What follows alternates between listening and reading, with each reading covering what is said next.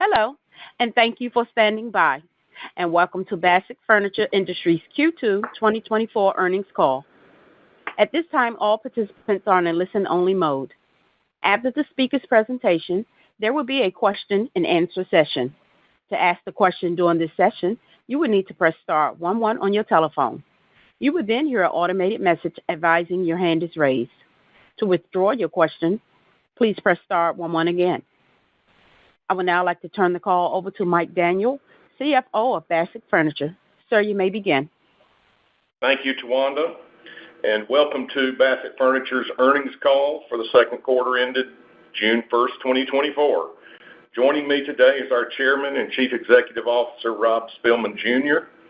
We issued our news release yesterday after the market closed, and it's available on our website.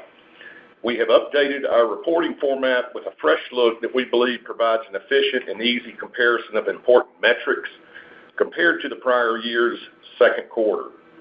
We're offering today's conference call to provide additional information about our business, including the restructuring plan we announced in the release. We will open the call for a Q&A session after our remarks. In addition, we will post the transcript of the call on our investor site within 48 hours of this call.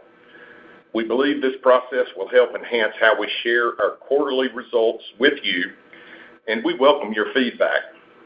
During today's call, certain statements we make may be considered forward-looking and inherently involve risk and uncertainties that could cause actual results to differ materially from management's present view.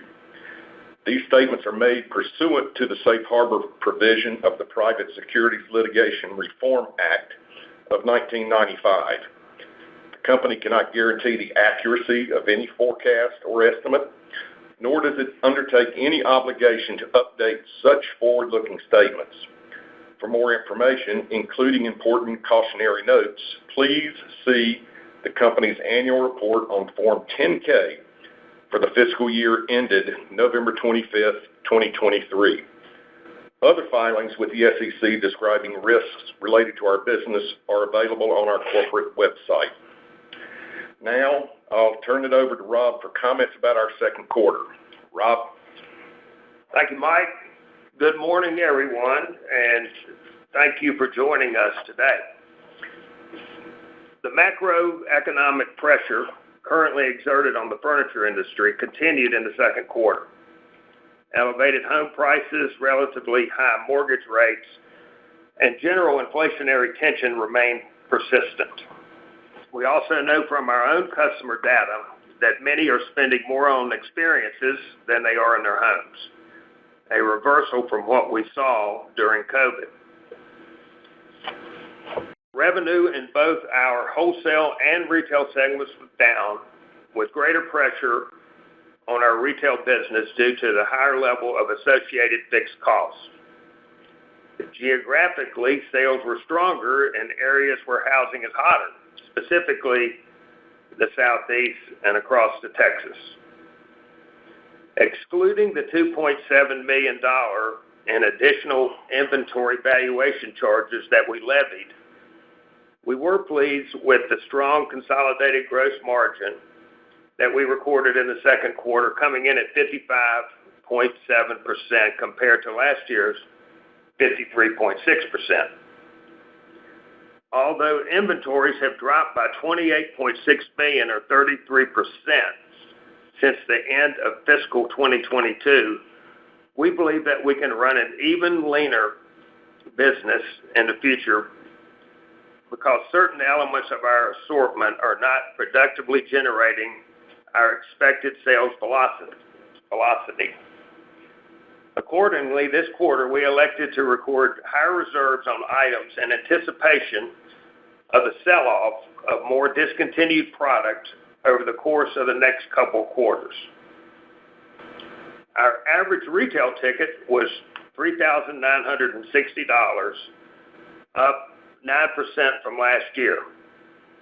Design makeover projects comprise 43% of total retail sales, down slightly from last year. In the current economic environment that I discussed earlier, the big holiday sales events carry even more weight.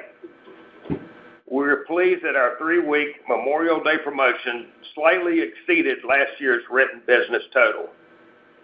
Additions to our online product catalog, ongoing website optimizations, and stronger promotional messaging proved to successfully drive consumer engagement during the key holiday period. Particularly notable over the Memorial Day selling event was the success of the addition of leather to our True Custom Upholstery program. Also, the recently introduced Origins Dining program drove new sales as we re-entered the everyday dining category with product designed for kitchen or breakfast areas of the home. On the wholesale side, we were excited about our showing at the High Point Furniture Show in April for 2 reasons. First, the showroom debut of our Bassett Design Studio concept, spotlighting our True Custom Upholstery program. And second, the strategic outreach to the interior design community through our selling space located in the inner hall area of the International Market Center. We were pleased that we made contact with over 400 interior designers and design firms, and we expect this will yield results well into next year. In our news release yesterday, we reported that we are executing a restructuring strategy effective immediately.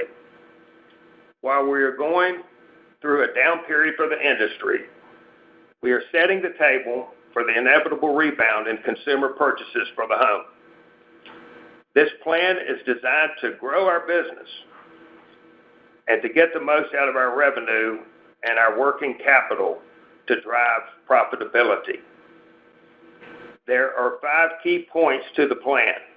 Number 1, drive organic growth through Bassett branded retail locations, omni-channel capabilities, and enhanced customization positioning to expand our dedicated distribution footprint.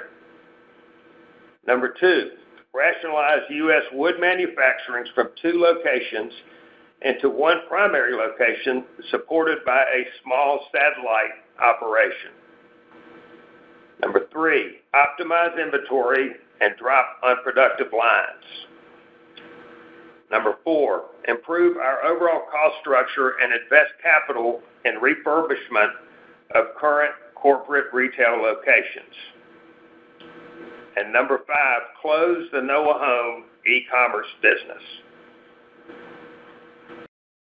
We believe that the depths of our custom furniture manufacturing capabilities and our quick response made in America model makes us unique in the industry. With our network of company-owned and licensed stores and our organization of highly trained design consultants, we are leveraging people and technology for customer acquisition. Although we are exploring 3 new markets for store locations, we do not plan any further openings this year. Capital investments are targeted for refurbishment of existing corporate locations. Our approach is well suited to offer personalized solutions to the interior design community to better serve their clients. And we are excited about showcasing our long-proven True Custom Upholstery offering and the new Bassett Design Studio format introduced earlier this year. Many in the industry now refer to offering more than 1 fabric on a frame as custom upholstery. Our True Custom program truly represents what custom upholstery really is, a choice of frame length, arm, back and base styles, cushion options, multiple fabric and leather options, etc. Designed for better independent furniture retailers, the 1,000 square foot concept is off to a great start. Recall in April in our first quarter report, we had signed 17 new locations, and through May we are up to 30. For a modest investment in fixtures and displays, our customers received the quick response setup that Bassett is recognized for, and they are giving us very positive feedback. They're happy with the margins and the fact that they can carry lower inventory. We are targeting to have 50 dealers in the fold by year end toward our ultimate goal of at least 100 locations. Because we believe we can manufacture the same amount of U.S.-made wood furniture that we are currently providing more efficiently and cost-effectively, we are reconfiguring our domestic wood manufacturing footprint. This action is underway and resulted in a charge of $1.4 million for the second quarter. Our goal is to lower our cost structure. We have completed the initial phase of our retail warehouse consolidation that resulted in the closing of 3 warehouses during the quarter. We also plan to move out of a major wholesale distribution center at the end of the third quarter that will result in significant savings and could result in an additional charge of up to $1 million to be taken in the third quarter. We made the decision to close Noah Home, the mid-price e-commerce furniture retailer headquartered in Canada with operations in Canada, Singapore, the U.S., and the U.K. Despite providing Noah consistently with the working capital that was needed starting in 2022, they were not able to generate sales growth. As a result, we did not feel that additional funding of the operation was in Bassett's best interest and have made the decision to wind down their operation by the end of the fiscal year. Our capital allocation strategy remains to focus on investments in our business like those I've outlined and to deliver returns to shareholders through dividends and share repurchase. We also announced on Tuesday that the Bassett Board of Directors approved an 11% increase in our quarterly dividend. We're proud to increase our dividend, and this is a sign of confidence in our growth potential and cash flow. Our company has a long history, 122 years and counting, of weathering economic cycles, from housing to inflation. We believe that our restructuring plan, backed by our strong financial position and consistent cash dividend, will grow revenue, reduce costs, and strengthen operating margins. As we implement this plan, we expect the back half of 2024 will be a reset for our business. We are optimistic that consumer demand will improve and that our unique competitive advantages will allow us to increase market share and deliver long-term shareholder returns. Now, I'll turn things over to Mike for more details on our financials. Thanks, Rob. In my commentary, the comparisons I will discuss will be the second quarter of fiscal 2024 compared to the second quarter of fiscal 2023, unless otherwise noted. Total revenues decreased $17.1 million or 17%. Consolidated gross margins were comparable to the prior year at 52.5 versus 52.6. Adjusted for the additional and unusual inventory reserves that I'll discuss shortly, consolidated gross margins were 55.7 versus 53.6. We had a consolidated operating loss of $8.5 million as compared to operating profit of $2.5 million for the second quarter of 2023. Included in the current quarter were several significant and unusual expenses due to the restructuring plan Rob previously enumerated, including $2.9 million of asset impairment charges associated with retail store tenant improvements and the lease right-of-use assets for underperforming stores and warehouse consolidation. $1.8 million of asset impairment charges and $500,000 of inventory valuation charges associated with the wind down of Noah Home, Inc. $700,000 of asset impairment charges and $700,000 of inventory valuation charges associated with the consolidation of our domestic wood manufacturing operations. And finally, $1.5 million of additional inventory valuation charges in both our wholesale and retail operations in anticipation of the sell-off of more discontinued product over the course of the next couple of quarters. As a result of the restructuring plan and the charges taken, we expect to realize annual cost savings of between $5.5 million and $6.5 million starting with fiscal 2025. Now I'll provide information regarding our wholesale operations. Net sales decreased $9.2 million or 15% from the prior year period, due primarily to a 19% decrease in shipments to the open market, a 16% decrease in shipments to our retail store network, partially offset by a 2% increase in Lane Venture shipments. Gross margins increased 110 basis points over the prior year, primarily due to the expected improvement in the club-level leather business. As this product line is internationally sourced with extended lead times, we received significant amounts of inventory during the second and third quarters of 2022, just as product demand was weakening due to the market downturn in home furnishings. Also, the ocean freight costs associated with the majority of the product received were at significantly higher costs than we are currently being realized on current product receipts. In addition, we realized a favorable adjustment in our warranty and returns reserve due to improved diligence and efficiency in handling claims. These increases were partially offset by $1.7 million of additional inventory valuation charges previously discussed and decreases in the gross margins for our domestic upholstery and wood operations due to deleverage of fixed costs and labor inefficiencies due to the lower sales volumes. SG&A as a percentage of sales increased 170 basis points, primarily due to reduced leverage of fixed costs from decreased sales.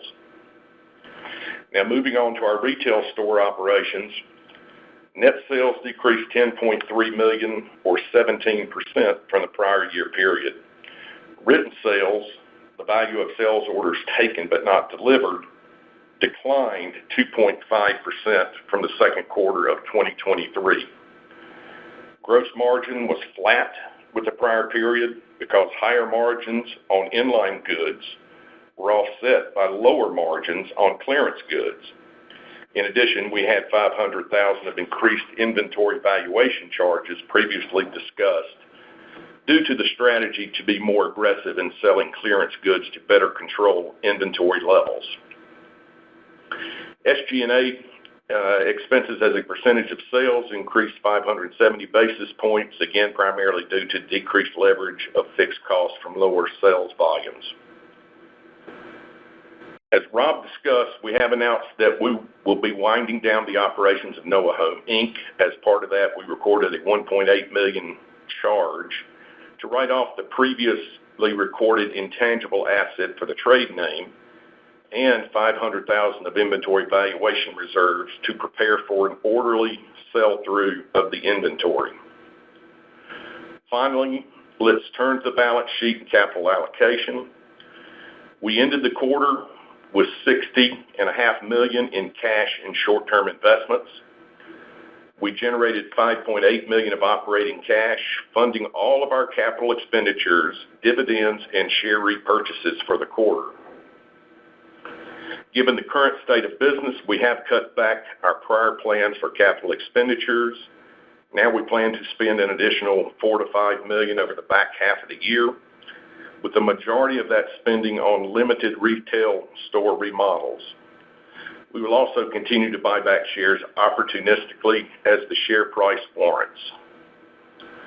Our financial condition remains solid and provides us with the platform to weather the current economic storm while executing our plans for generating sales growth. Now we will open up the line for questions. Tawanda, please provide instructions to do so. Thank you. Ladies and gentlemen, as a reminder to ask the question, please press star 11 on your telephone and then wait to hear your name announced. To withdraw your question, please press star 11 again.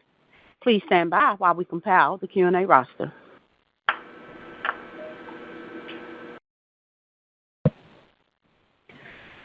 Our first question comes from the line of Anthony Lebiedzinski with Sidoti. Your line is open. Good morning, Anthony. gentlemen, and thank you for taking the questions. Can you hear me, guys? Yeah, we got you. Yes, Gotcha. sir. All right. Well, thanks for hosting the call, and thanks for taking the questions. And first, just a quick comment. Nice job maintaining a strong balance sheet. Certainly, given the state of business nowadays. So, I guess first, when we look at the components of the restructuring plan, how should we think about the timing and the impact? If you could just kind of parse out the different components of the restructuring plan, what's kind of the low-hanging fruit first, and then kind of maybe walk us through the timeline as to the expected benefits. Why don't I take a crack at it, Mike, and you fill in the blanks? Okay. Well, as we said, Anthony, we'll start from the bottom and go up. So number 5 was the Noah Home business, and as Mike just mentioned, we had the intangible goodwill on the balance sheet, and so we've taken that hit, and also some reserve for the remaining inventory that will be winding down over the course of the year. So we think that all of that's baked into the reported numbers. There will be some severance that takes place over primarily the third quarter, but we don't really think that's a material number. That we had a small amount of employees there, and we've checked with those folks live in Canada, and so we've had to of course adhere to the set of laws that govern Canada in regard to closing the operation. So anyway, for the most part, most of that's done is the point. Moving up to number 4, the overall cost structure and invest capital and refurbishment. Of course, again, as Mike mentioned, some of this refurbishment is underway. We're actually, our Greensboro, North Carolina store is undergoing a refurbishment as we speak, and we plan to take our Concord, North Carolina, and Wilmington, Delaware store into that program as soon as we get the architectural drawings worked out. And in terms of our overall cost structure, it's just kind of a macro look at what we're doing. There could potentially be some severance costs involved with that, but I don't think it would be, again, a material number. So that's kind of been ongoing. The inventory, again, will be hopefully dispositioned over the back half of the year, but we've basically taken that up front as well. So there you have it as far as that's concerned. And again, the consolidation of the wood operation is also baked into the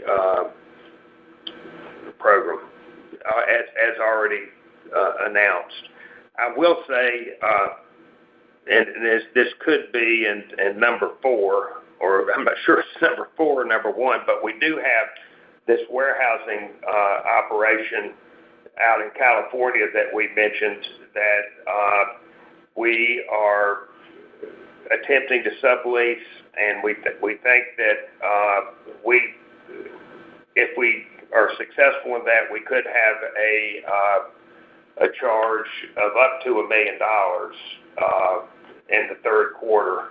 We plan to be out of there by the end of the third quarter in any event. So that's probably the most significant thing that remains on the on the restructuring for the rest of the year.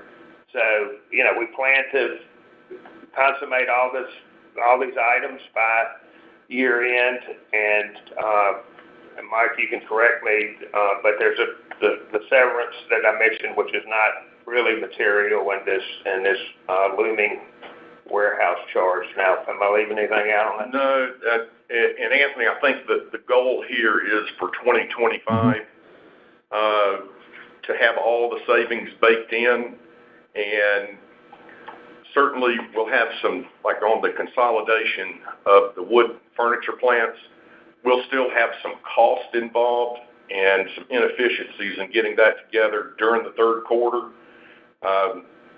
But theoretically and hopefully the fourth quarter will be clean with that. But again, 2025, we do expect to realize $5.5 to $6.5 million in 2025. Sounds good. Okay. And then if we could just go back to the second quarter. So I guess if we were to exclude the inventory write-down charge, gross margin came in at a very strong, I believe 55.7%. So what do you attribute that to, how sustainable do you think that type of gross margin is? On the retail side, we're doing a very good job. I think part of it, in that regard, part of that is pricing that we have worked on for some time. So I would say a more disciplined approach there. Also, Mike mentioned in his remarks about the warranty reserve. Our domestic furniture, a lot of which is solid wood, and I would say we had somewhat of a perception issue sometimes with consumers because they would see a beautiful table inside a store, and then the table that came out didn't exactly match it, and we would say, well, we can't control how God made the tree, and there's nothing wrong with the table. A lot of that was perception, and we've really worked hard on that. It sounds trivial, but it's been kind of a big thing for us. And so our returns and claims have really gone down in the last 6 months. And this is a company-wide effort, not only from retail, but also from the manufacturing guys who've done a great job on that. So retail is a big piece of it. Also, we had the club level inventory issues that we mentioned last year in the back half of 2022, and that has righted itself as we've moved through that inventory, and that has been a driver on the gross margin. And yes, we think that's sustainable. We don't know how much higher we can go than where we are because we want to be competitive in the marketplace as well, but we do think it's sustainable. That's great to hear. And then, so obviously the vast majority of your products are made domestically, but you do import some products like the club level. You also import some components. Now, we have heard from some companies talking about higher ocean freight costs. Some have put in freight charges. Can you comment on that? How should we think about that? So we have contracted container rates, of course, like most folks do, and it's so far with us, it's been a week-to-week kind of thing. So some weeks we'll get the containers we need at the contracted rate, so there's no adverse effect. Some weeks we're not, and the rates have the spot rates have definitely gone up, and the shipping companies are playing games on all this again. Of course, there are some big factors with the Suez Canal, et cetera. We're looking very hard at a surcharge. We have not enacted one yet, and we're discussing that as we speak. But yes, if you can't get at the contracted rate, which you can't always get, we've seen these rates triple at certain cases. So it's kind of day in, day out. There are a lot of factors behind all that, and I think most of the people on the call probably know about all that. But it is an issue. Hey, gotcha, Anthony. got it. Anthony, Yes. let me jump in real quick on what Rob was talking about on the reserves, because I know you're asking about modeling questions. I would say for the back half of the year, we might have slightly lower margins because of the mix of what we're trying to sell through. The things we took the reserves on, remember, that only brings it up to a zero gross margin, if you will. So there could be the back half of the year a little bit less or lower margins, and then on a go-forward basis in 2025, again, we should be back to the margins that Rob's referring to. Thank you for that. And my last question before I pass it on to others. So, given your focus on true custom upholstery, do you plan to change your advertising messaging to better highlight this? We feature this on the website. We feel like we talk about it a lot, but actually the term true custom and it is new for us, and we did this because, frankly, we got tired of seeing all these people talk about custom upholstery when they really, in our mind, don't make custom upholstery. They'll put a blue fabric on a sofa and a red fabric on a sofa, and they'll call that custom upholstery. Well, in our mind, that's not. When you're doing things by the inch and different cushions and bases and backs and people really respond to this. The sales of this have been good. So I think, yes, we will leverage that thinking into more overt messaging on what really comprises true custom upholstery versus the overworked term custom upholstery that we see in the industry today. Gotcha. Well, thank you, gentlemen, and then best of luck going forward. Thanks, Anthony. Thank you, Anthony. Thank you. Please stand by for our next question. Our next question comes from the line of Bud Gatch with Water Tower Research. Your line is open.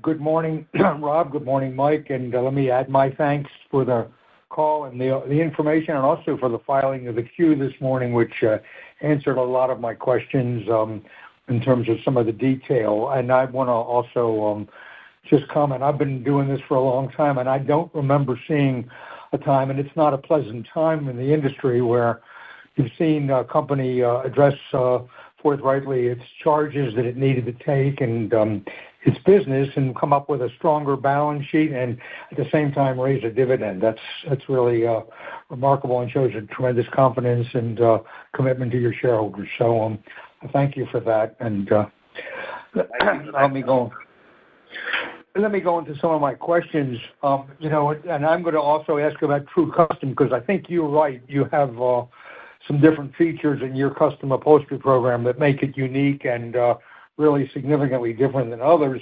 And I think you said you have 30 new dealers since market, 17 at market and 13 additional, and you want to get to 50. Right. How does the pipeline look? Well, we got one last week out in California, and our guys are energized about this. When I say our guys, I mean our sales management and our field representatives. And that number that we included in the release that said 50 by year end, we feel good about that, but we don't want to get too far ahead of ourselves. But this really is an inexpensive way for the retailer to take advantage the breadth of our options, the technology that we provide, the best-in-class speed of delivery, all of these things that characterize the program. And we've gotten to where now we're getting this thing down to a science, which this sounds like a little thing, but it's kind of a big thing because in the past when we've done these programs, the point of purchase material and some of the fixturing and all that thing trickle in, and then the furniture trickles in and all of this, and we actually make the furniture faster than the fixture guys can make the fixtures. And so now we're inventorying all this stuff, we're palletizing all the support material, and the furniture and all of that arrives on the same truck, and then our representative goes in there, sets it up, trains the sales force, and so you really have a great kickoff with this thing, and it's in a tough time. It's been exciting internally for our whole team to use this as a rallying cry to take our best program and spread the word. And of the 30, are all of them, or some of them installed already? And if not, when will they be done? Yes. I would say and I should know this, but I would say the majority of those guys are up and running. Yes. And any early results in terms of Delta sales? Well, we get a report on that every Monday, and we have yes, good results. We're set where this thing works. That's a good thing about it because, really that in our design centers and our stores for years, this has been going on. And then also in our bigger gallery program, it's kind of the epicenter of that as well. So this is, yes, we're getting good results. That's great. I mean, when I was in the retail business, this would have been a program that would have been a no-brainer for a retailer. So whenever I could use your capital to do my sales, it was always a good idea. For the last several quarters, I've noticed that the change in orders at retail are significantly less bad than the change in deliveries. And the backlog now is up sequentially in the last quarter. Are we starting to see a point where we start to see positive orders at retail? And maybe how did it progress during the second quarter? I know you said the Memorial Day was an important period, so that would have some impact. But what were you seeing month by month? Let two of us try to take a stab at this. I would say one thing that, and Mike can kind of walk you through it. I think, definitely the backlog took a while to. The backlog got up to $100 million. It was huge, and now it's 20. The one thing that I don't think J.D. Bassett in 1902 was contemplating this, but the way he set up the fiscal year, it just happens the quarters end on the big holiday weekends, and so. The first quarter ends at President's Day. The second quarter ends at Memorial Day, and the third quarter ends at Labor Day. And so we get a kind of a boost because those are the big selling periods. And Mike can walk you through that. I think one thing I do want to say is, though, kind of in the big picture. Our retail sales were down 2%, 2.5%, I think, for the quarter. Mm-hmm. So it's and our top line was down 17%.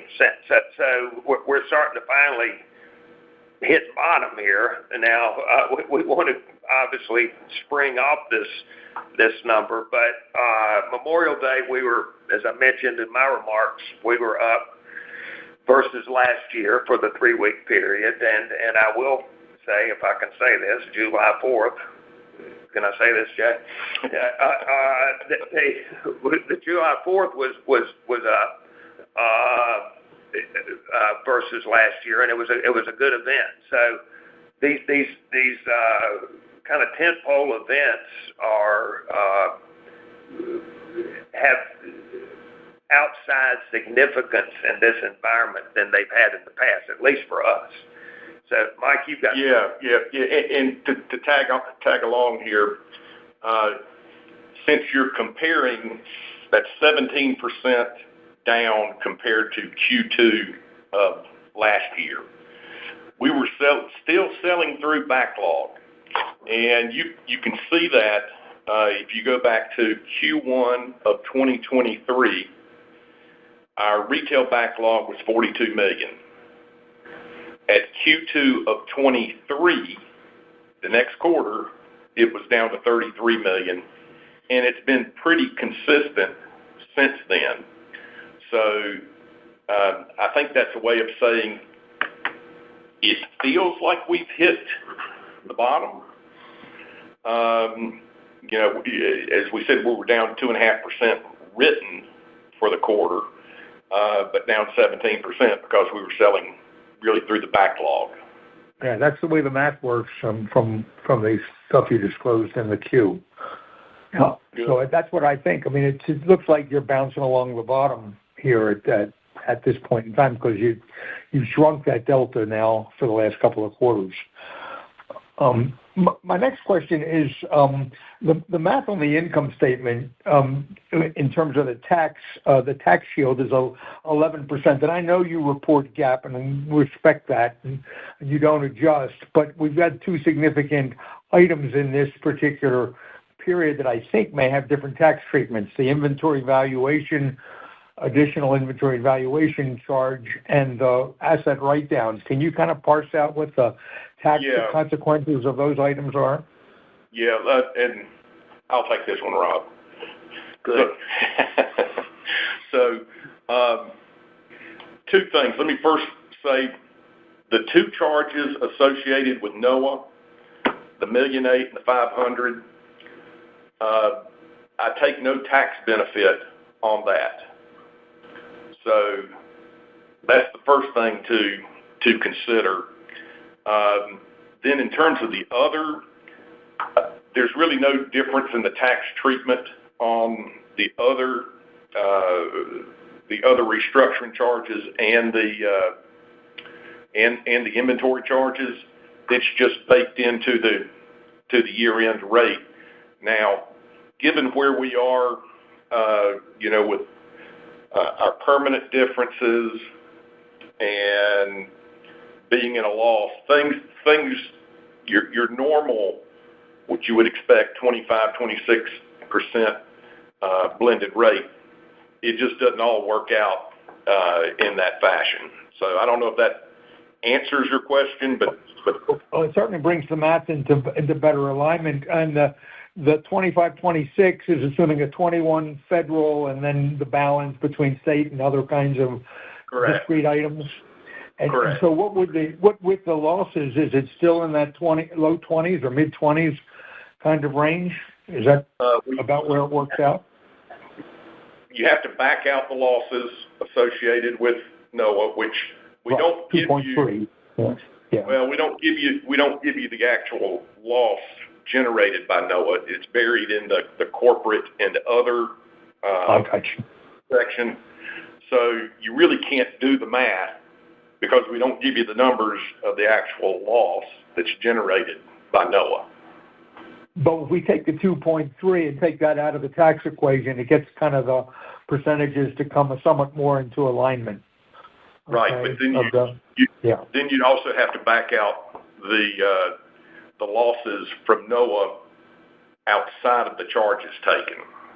Gotcha. Okay. Well, we'll take a stab at it, and we'll see what commentary we can get on that point in time. On the benefit that you see next year in fiscal 25 of 5.5 to 6.5, does that come in ratably over the year? Does that come in quarter by quarter about the same level, or do you see it build during the year? Well, the idea is that it would be starting the 1st of December, which is our first day of the 2025 calendar or fiscal year. So really starting with the first quarter. Okay. All right. And a couple of other just quickies. I know that NOAA didn't live up to expectations, but hopefully there were some learnings in there that, Rob, you might want to chat about, and is there any residual that you can glean from NOAA in terms of sales domestically or even in Canada somehow with e-com? Good question. One thing we learned is that pure play e-commerce and furniture is a tough business. That's for damn sure.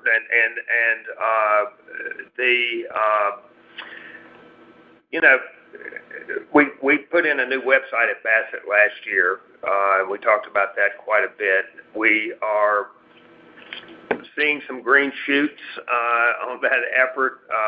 We think we have a much better platform and navigation and all that, and we're starting to see some nice results.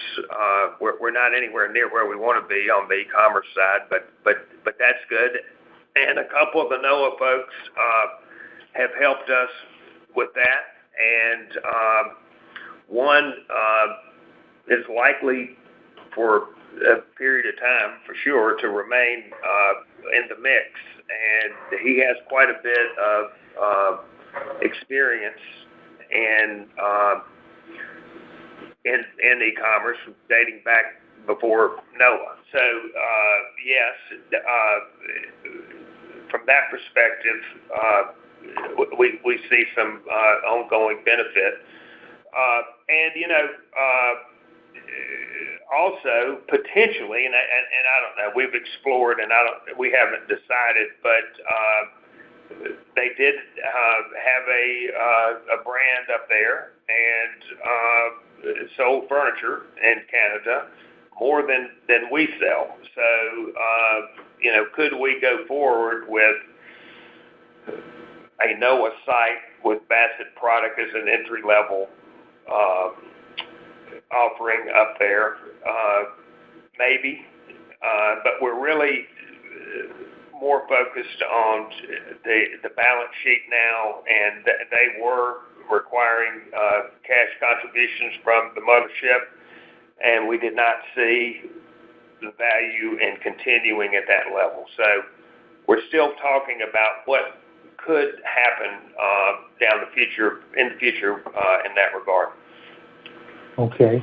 As I said, just a few more, these are more detailed. There's a difference between the $2.7 million valuation charge to inventory that you showed, I think that affected the income statement in the gross margin, and the $3.8 million showing on the cash flow as additional inventory valuation. What accounts for that difference?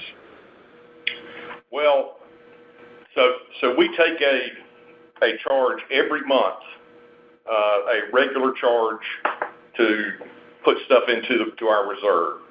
And that delta that you're referring to, 2.7 versus 3.8, that's kind of a $500,000 a quarter run rate. And you can kind of compare that to last year, where we say 2.5 million or 2,475,000. But within that 2,475,000 was another $1 million extra charge. We didn't talk about it. At least we did talk about it, but we didn't give you the number last year, and we didn't provide an adjusted gross margin last year. But in the press release, you saw that back table that shows how we reconcile in the $1 million charge. So normally it's $500,000 roughly a quarter, and that's what, for both years, that's what the normal charge was. Yeah, I don't think we normally see that reserve additional charge. At least I have to go back and look. On an ongoing basis, you wouldn't have seen it because the magnitude of what we just did in the inventory, we called it out. And in addition to that was our normal quarterly charge that we do to against inventory. Right. I think we broke it out in 10K last year at the end of the year. But yeah, you're right. We don't normally break that out. In the quarters, yeah, that's the way I recall it. And last for me is Rob, you talked about you're looking at some other sites, and that would be exciting to see other markets for the retail. When do you think you'll make a decision? I know nothing for this year, but can you talk a little bit about what the process is and when the decision might be made on that? We've got some travel set in July to look at these sites. It takes a long time to once you make the decision to make these things happen. In some cases, depending on what the actual situation is, but I think that these would be decisions that we would be making in the next 90 days, I would surmise, and something that would happen in 2025 as far as the timetable goes. Okay. Well, again, thank you for taking my questions. Thank you for the call, and best of luck in the second half of 24 and beyond. Thanks, Bud. Thank you. Thank you. Ladies and gentlemen, I'm showing no further questions in the queue. I would now like to turn the call back to Stillman for closing remarks. All righty. Well, I just like to wrap it up by saying we appreciate the interest in Bassett and your questions. The third quarter is underway, and the environment for home furnishings remains challenging. But as we said earlier, we've got a long history of weathering economic cycles and making the right decisions to remain an industry leader. We're confident that through our restructuring plan, we can continue to provide exceptional customer service with a leaner, more efficient operation, and that was the basis for the restructuring charges. And the 11% increase in our quarterly dividend that our board of directors approved on Tuesday is a further indication of our focus on delivering additional shareholder value. Thank you for your time, and thank you, operator. You're welcome. Ladies and gentlemen, this concludes today's conference call. Thank you for your participation. You may now disconnect.